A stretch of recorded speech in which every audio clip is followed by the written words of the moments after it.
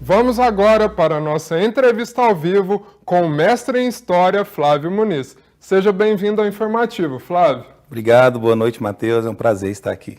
A gente viu ali na reportagem, que a Sim. situação do trabalho análogo à escravidão ainda é uma coisa do presente, mas muita gente pensa que ainda é algo do passado, mas não é bem assim, não é mesmo? Na verdade, não é bem assim mesmo, né?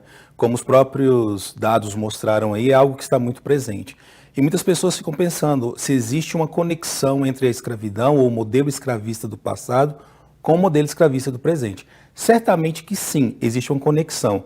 Eu costumo dizer que, por mais que nós pensamos que houve uma ruptura, na verdade houve estranhas continuidades, porque o modelo de produção aparentemente muda, mas o modelo de subjugação permanece em outras formas. Por isso que é necessário haver instituições que reverberem a fiscalização, confirmem a fiscalização, o resgate e coisas assim. Então, assim, na verdade, não houve realmente uma grande ruptura com o modelo escravista dos séculos XVI até o século XIX, principalmente em se tratando de Brasil. Países que foram realmente construídos sob essa exploração de mão de obra escravizada, né, de povos que foram trazidos da África, no caso do Brasil, Estados Unidos e todo no continente americano. Mas como a própria reportagem nos mostra, é um fenômeno que está presente em todo o mundo, em todos os continentes. Então, por outro lado, a escravidão contemporânea, ou o trabalho análogo à escravidão, como está previsto em nossa legislação, ela não é um fenômeno isolado, ela é um processo. É um processo que não envolve apenas o contratante, mas envolve as pessoas que se beneficiam daquele trabalho também, as pessoas que consumem produtos que são frutos de mão de obra escravizada. Então existe uma cadeia de relacionamentos que formam o processo que é a escravidão. E é muito sério, nós estamos realmente enfrentando, nesse momento, os números dizem assim, aumentou a quantidade de trabalho escravo. Na verdade, existe uma fiscalização maior, modelos de fiscalização maiores, em alguns lugares mais eficientes. Então, estão conseguindo capturar, ou melhor, resgatar mais pessoas que estão trabalhando sob esse regime. E Flávio, por que esse problema ainda persiste? Quais são os principais pontos ali que a gente pode estar mencionando? Eu acho que a sua pergunta ela é muito importante. Eu ouvi essa pergunta uma vez junto com alguns auditores fiscais do trabalho aqui da Regional de Uberlândia e também com o procurador ou promotor de trabalho do Ministério do Trabalho aqui de Uberlândia. Por que ainda persiste? No caso de Minas Gerais especificamente, vamos pensar o seguinte, o Brasil teve um modelo de produção de trabalho que permaneceu por 350 anos, que é esse de explorar a mão de obra de outras pessoas, que é, no caso, o trabalho análogo à escravidão, hoje, no passado, trabalho escravo. Importante nós percebermos o seguinte, que haver legislações, ou a mera existência de uma legislação, não é suficiente para dizer que aquela prática continue. Aí nós estamos lidando aqui com a eficiência e a eficácia das leis. As leis, elas só podem ser consideradas eficazes se elas realmente atingem o objetivo para qual elas foram feitas. E nós tivemos um processo que apontou uma ruptura com esse modelo de escravista, que é a lei de 1888, só que na prática esse modelo continuou permanecendo. E por que esse modelo permanece? Porque existem pessoas ainda que lucram com isso e sobrevivem com isso, pessoas e instituições. Em uma pesquisa recente que eu fiz, existem, por exemplo, fazendas que tiveram trabalho análogo à escravidão aqui no século XIX, trabalho escravizado no século XIX, que hoje, em dia, no mesmo território, elas apareceram na lista suja de trabalho escravo. Por mais de 100 anos, elas praticam as mesmas coisas. Então, assim, é preciso repensar o modelo de sociedade, o modelo de economia que nós temos também. E por isso existe legislação trabalhista. E o Brasil teve legislações trabalhistas esparsas até a consolidação das leis do trabalho na década de 40, que é a CLT. E a partir de então, vêm alguns aprimoramentos que poderiam ser mais céleres, mas não são. Nós estamos aí há mais de ou aproximadamente 145 anos distantes lá da lei Áurea, mas permanecemos hoje ainda com a legislação que precisa de ser estudada a sua eficácia, a sua eficiência e de ser aprimorada. Não adianta termos apenas leis. Como dizia Santo Agostinho, uma lei injusta pode ser uma lei nenhuma, ou lei nenhuma, né? Então, o motivo real pelo qual ele permite é porque as estruturas da sociedade não foram mudadas, né? As leis, elas não são capazes de fazer essa mudança. Nós temos, inclusive, um caso agora estranho, né, de uma pessoa que faz parte desse universo do direito do trabalho no sul do Brasil, que ele foi condenado por causa dele manter uma mulher em trabalho análogo à escravidão na casa dele. Então, a prática que as pessoas não perderam ela, eles permanecem fazendo elas. Então, assim, se não realmente as leis não falarem, aqui chegou, o limite é aqui, isso aqui não pode. Porque o trabalho análogo à escravidão de hoje não se refere apenas à limitação da pessoa de sair. Ele também está ligado à condição degradante de trabalho, as condições de trabalho que aquelas pessoas estão. Não é só a mera negação dos direitos trabalhistas, mas as condições também de trabalho. E as pessoas precisam entender isso. Então, essa história de empreender tem que vir com muito cuidado, porque empreender tem custo, e às vezes o custo são vidas humanas. Então, não é à toa que nós estamos aí com números exorbitantes de resgate de trabalho e escravidão. Então, nós precisamos realmente fazer uma releitura da sociedade. Para mim, isso é um processo educativo. Então, se a sociedade brasileira falhou na educação, vai falhar realmente na compreensão do que é liberdade. E você comentou a respeito da questão do resgate. Como que funciona esse processo? Qual o caminho que as pessoas costumam seguir após esse processo, né, de ser resgatada e voltar ali com a vida como deveria ter sido sempre, né? Sim, é um trabalho muito interessante. Ele é feito em uma teia, na verdade, né? Uma rede que, em tese, é colaborativa. Primeiro existe uma denúncia, às vezes essa denúncia pode ou não ser anônima. Normalmente a inspeção do trabalho, a Secretaria de Inspeção do Trabalho, e os auditores fiscais vão averiguar. Eles confirmando que existem essas condições, eles já promovem esse resgate automaticamente. E ali a empresa ou o proprietário do local onde está, ele é autuado e posteriormente aí entra a fase do Ministério Público do Trabalho, que é feito também junto com a inspeção do trabalho também. E dependendo da situação, isso pode ser encaminhado, inclusive, para a Promotoria Federal, que é a titular de ação penal nos casos relativos à escravidão contemporânea ou escravidão moderna, e em seguida pode ir para o Judiciário e ser condenado. A questão que você perguntou, o que fazer depois do resgate?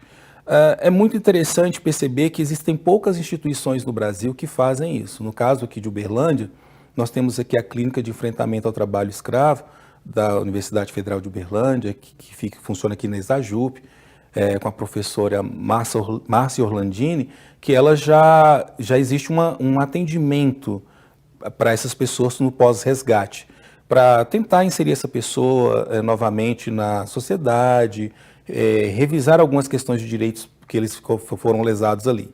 Porém, precisava de uma profissionalização maior nesse atendimento, né? De uma ampliação maior.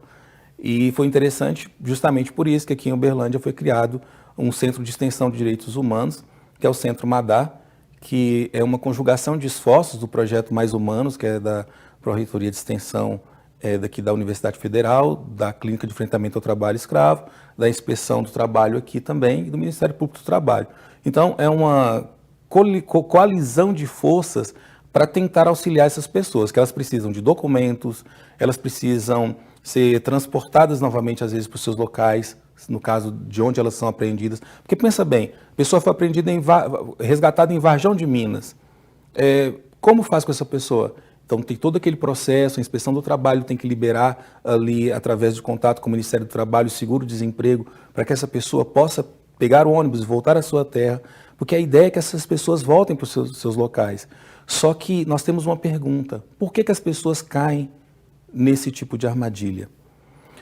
Numa pesquisa recente que eu fiz, inclusive para o meu TCC em Direito aqui na Universidade Federal de Uberlândia, inclusive está se tornando um artigo, nós identificamos, por exemplo, que nesse caso especificamente, a baixa escolaridade está ligada à sujeição a esse tipo de situação. Pessoas que estão em áreas muito pobres do Brasil, elas são suscetíveis a esse tipo de exploração humana. Então nós temos a questão da escolaridade, que precisa ser revista. Então a educação é um caminho para fazer com que as pessoas não caiam nesse tipo de sujeição. Então, é um trabalho que precisa de uma coalizão de forças, mas no caso específico nosso aqui de Uberlândia, nós temos agora alguns caminhos sendo apontados para que nós possamos ajudar essas pessoas. E sem essa força conjunta, como que eles fazem? Então, nós estamos falando disso agora, em 2023. Agora, vamos imaginar como eram os anos anteriores. A fiscalização do trabalho começa em 95. E antes disso, o que acontecia?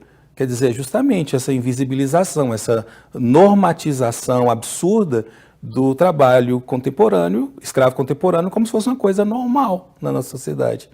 Inclusive, tem pessoas que vivem como domésticas, na verdade, são da família. Mas elas vivem como trabalhadoras análogas à escravidão, ou trabalhadoras escravizadas contemporâneas. A gente sempre temos quase uma anedota que a gente fala assim, ela consta no testamento da família, para ser considerada quase da família, né? Porque é uma pessoa que está ali para servir essa família. Essas pessoas vivem muito tempo nessa condição, que foi o caso da Madalena Giorgiano, que inclusive dá nome ao Centro de Extensão em Direitos Humanos, MADA, aqui da universidade. Flávio, para a gente estar finalizando a nossa entrevista, eu queria que você falasse um pouquinho como que o caso MADA, né, nos ensina a lidar com essa temática e como que a gente ali no dia a dia pode estar contribuindo também para uma possível, né, um possível fim do trabalho análogo à escravidão. Sim, para quem não conhece, o caso MADA é o caso da Madalena Giorgiano, que é uma mulher negra que ficou submetida ao trabalho escravo contemporâneo durante muito tempo, durante toda a vida, né, quase toda a vida, na cidade próxima aqui de Uberlândia. E ela foi resgatada e ela estava na família, no contexto familiar. E depois desse resgate, começa todo o processo de reconstrução. E a professora Márcia Orlandini, e junto com a Clínica de Enfrentamento ao Trabalho Escravo, Secretaria de Inspeção daqui, o Ministério Público do Trabalho também daqui, eles fizeram uma força-tarefa realmente para acolher ela nesse pós-resgate. E essa experiência, ela trouxe justamente a ideia de que não é apenas a ferramenta do resgate, mas pensar no que vem depois disso. Então, o caso MADA, ele nos ensina, primeiro, que essas situações estão mais próximas de nós do que nós imaginamos. Talvez você, espectador, conheça casos assim. E talvez você tenha alguém da família que passou por essa situação. Qual é o caminho? A Inspeção do Trabalho, que recebe essas denúncias aqui no caso de Uberlândia. Mas e o pós? E depois, o que vem depois disso? Justamente é um processo que temos que dar realmente às mãos para acolher essas pessoas, para que elas não possam ser mais sujeitas a voltar ao trabalho análogo à escravidão.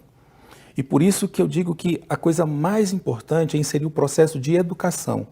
É um processo de educação preventiva, para que as pessoas não entrem ou para que não regressem a essa condição. Então, hoje, praticamente os dados apontam isso, que a maioria das pessoas que estão em trabalho análogo à escravidão no Brasil são pessoas com baixa escolaridade, são pessoas que não têm ali o ensino fundamental 2 formado. Então, são pessoas que não conhecem seus direitos, que elas mesmas, às vezes, desconhecendo o direito, normatizam essa situação. Então, eu acredito que é um processo de educação, um processo que vem dessa forma pedagógica de como temos essa entrevista aqui agora, essa pedagogia da liberdade, digamos assim, porque, como disse Nelson Mandela, a educação é a ferramenta mais poderosa para transformar o mundo, o que concorda, né? O Paulo Freire, que diz que a educação muda as pessoas e as pessoas mudam o mundo. Então, acredito que realmente o caso MADA nos ensina justamente isso, que é essa pedagogia do afeto, do se importar, da empatia social e principalmente de uma educação para a liberdade, para que as pessoas aprendam o que é ser livres e para que as pessoas também que cresçam agora saibam que a escravidão é um crime, é tipificada no Código Penal e que cedo ou tarde isso pode ser descoberto e com certeza sofrerá as consequências que a lei prevê. Então, assim, acredito que é um processo que nós estamos diante dele, porque temos uma sociedade que nós não podemos pensar só na punição, só o aspecto punitivista, mas também no aspecto educacional, essa pedagogia de ensinar as pessoas realmente o caminho melhor para que nós possamos conviver num mundo mais justo. Então, assim, a pergunta que a repórter, na verdade, tiramos dessa reportagem é, poxa, tanta gente no mundo hoje, será que não aconteceu antes, está acontecendo agora? Ou será que sempre aconteceu e nós que não olhamos, nós que não percebemos? Pois Então, é, Flávio, é um isso. grande questionamento, né, Por que aí. fica. Muito obrigado pela sua participação Gratidão no é minha, informativo. Matheus. Obrigado. Nós que agradecemos.